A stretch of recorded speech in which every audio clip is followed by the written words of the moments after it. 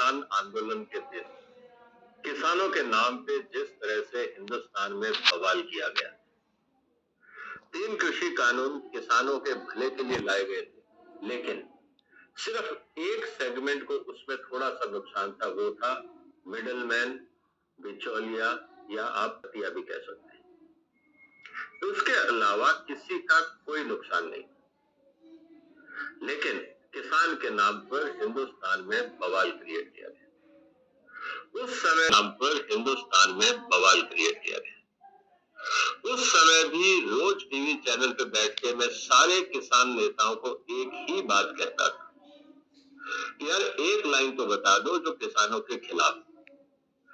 आज 3 साल बाद मैं दोबारा उस बात को दोहरा कि यार एक लाइन तो बता दो जो किसानों के खिलाफ, लेकिन आज तक उसका जवाब नहीं मिला। उन सब लोगों को मैं फिर निमंत्रण देता हूं जो उन 3 कृषि कानूनों के खिलाफ थे कि एक लाइन तो बता दो जो किसानों के खिलाफ। जवाब नहीं आया। लेकिन ये मुद्दा मैं आज क्यों छेड़ रहा हूं दोस्तों, इसको समझना जरूरी है। इस समय दोबारा पंजाब में बवाल हो रहा है।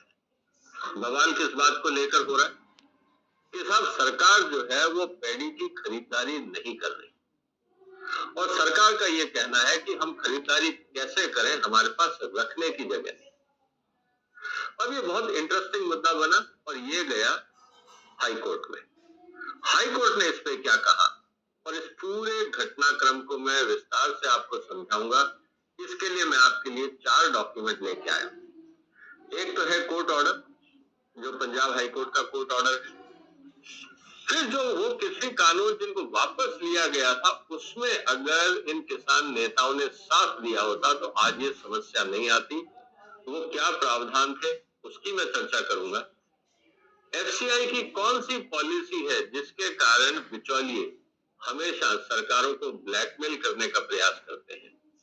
और चौथा डॉक्यूमेंट है कि आफ्टर ऑल जो 2 मुद्दे हाई कोर्ट गए, वो आफ्टर ऑल क्या क्राइसिस है। इन बातों को हमें समझना जरूरी है। चलिए एक एक करके इस पूरे घटनाक्रम को समझते हैं। इसलिए आप इस वीडियो को पूरा देखिएगा, क्योंकि बड़े इंटरेस्टिंग आर्ग्यूमेंट है और तब आपको पता लगेगा कि किस तरह से किसान नेताओं ने बिचौलियों का साथ दिया और किसानों का नुकसान किया। लेकिन यही तो राजनीति है। इस वीडियो को आप लाइक करिएगा, शेयर करिए, चैनल को भी सब्सक्राइब करिए, क्योंकि ऐसे गंभीर मुद्दे आपको मुझे नहीं लगता और कहीं विद डिटेल विद एविडेंस देखने को मिले। इसीलिए आज की चर्चा की अब शुरुआत करते हैं। मैं पहले दिन से कह रहा हूं, जब से ये 3 कृषि कानून आए थे, कि ये 70 साल में पहली बार किसानों के हित में सरकार ने कोई काम किया। और जैसा मैंने कहा कि विरोध क्यों हुआ, क्योंकि बिचौलियों की दुकानदारी पे मतलब नुकसान हो रहा था। और वो बिचौलिए जो एफसीआई के लिए खरीदते थे, उनको प्राइवेट धंधे से तो कोई मतलब है नहीं। और ये पूरा घपला, कार्टलाइजेशन, मिली भगत से करोड़ों सैकड़ों रुपए का हर साल नुकसान होता था भारत को, उससे किसी को चिंता नहीं थी, सिर्फ अपनी जेबें भरनी थी। और जब इतनी बड़ी बंदर बाट होती है तो उसमें स्टेट एडमिनिस्ट्रेशन भी मिलता है, पॉलिटिशियंस भी मिलते हैं, लोकल एडमिनिस्ट्रेशन भी मिल जाता है, पुलिस वाले भी मिल जाते हैं, आरपीएफ तो खैर खेल खेलते ही है। अब उन्होंने किसान नेताओं को भी मिला दिया। ये सुन के बहुतों का एतराज, क्या पैसा कैसे कह सकते, क्योंकि जो तथ्य हमारे सामने हैं, जो एविडेंसेस हैं, वो तो यही बताते। सबसे पहला एविडेंस ये दोस्तों कि आज वेयर हाउसिंग क्यों नहीं है, क्यों किसानों को समस्या आ रही और क्यों किसान गए हाई कोर्ट इस मुद्दे को लेकर। और हाई कोर्ट ने क्या कहा दोस्तों, जब 3 कृषि कानून आए थे तो उसमें एक कानून था एसेंशियल कमोडिटी एक्ट को लेकर। उस कानून में क्या है इसको समझिए आप दोस्तों। जब भी मैं कोई चीज स्टॉकिंग करता हूँ, मान लीजिए चीनी है, दालें हैं, अनाज है, कुछ भी मैं स्टॉक करता हूँ और गवर्नमेंट को लगता है कि महंगाई बढ़ रही है, तो सरकार एक तुगलकी फरमान जारी कर देती है, कोई स्टॉक नहीं करेगा, सारा माल मार्केट में निकाल। मान लीजिए मैं एक फैक्ट्री हूँ, मैं एक वेयर हाउस ओनर हूँ, मैंने एक फैक्ट्री के अंदर 5000 10,000 टन माल रखा हुआ है। अचानक फरमान आ जाता है कि कल से कोई 500 टन से ज्यादा माल नहीं रखेगा। क्या मैं रातों रात 4,500 टन बेच सकता हूँ?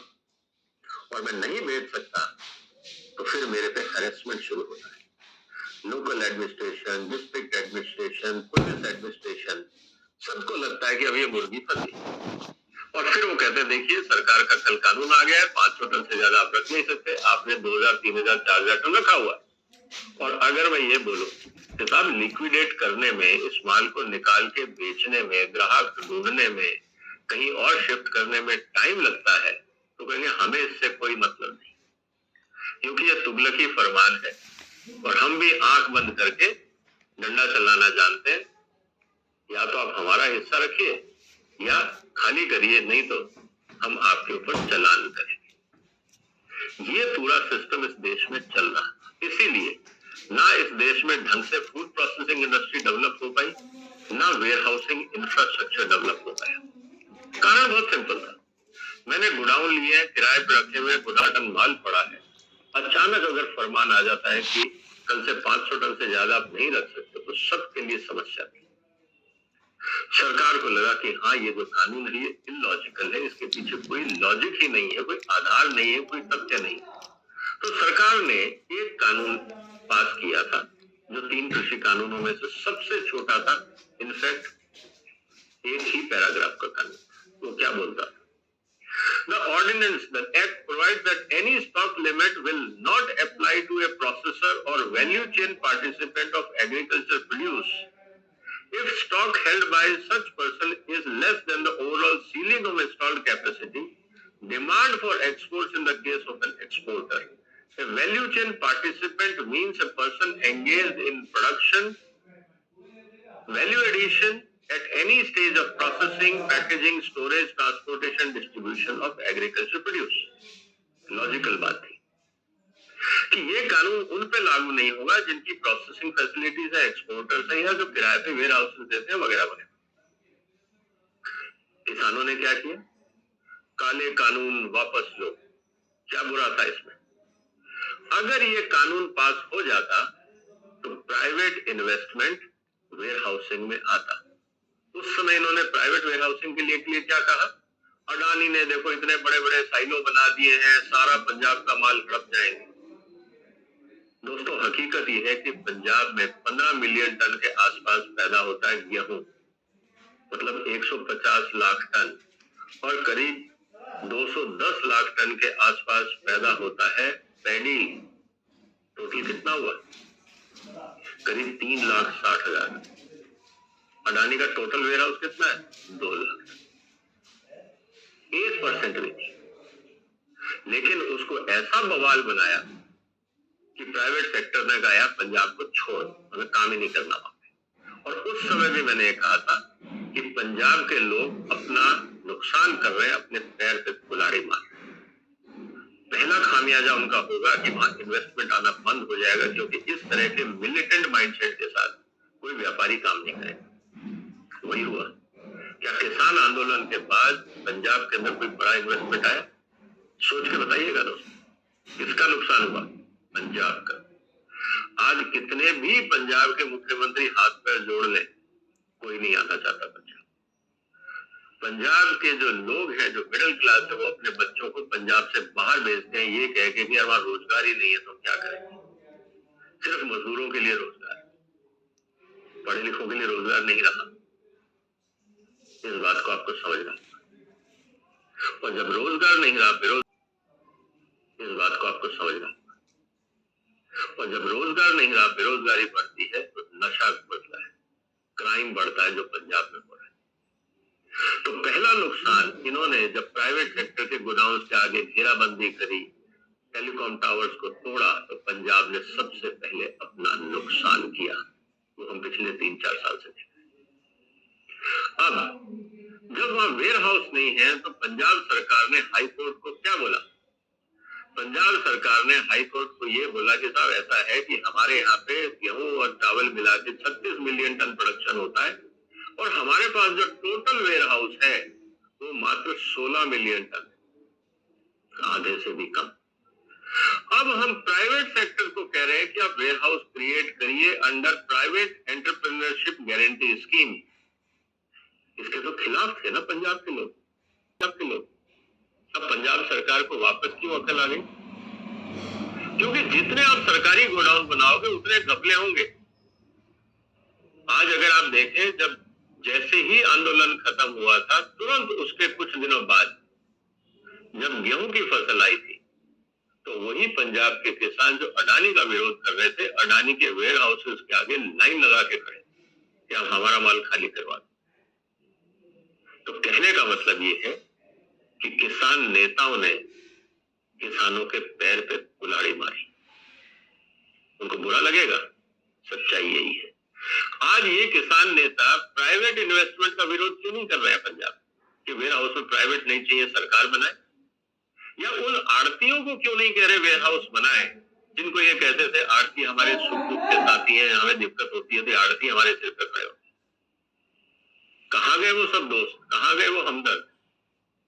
इस बात को समझना। एक बात तो ये, अब पंजाब सरकार की मजबूरी क्या है?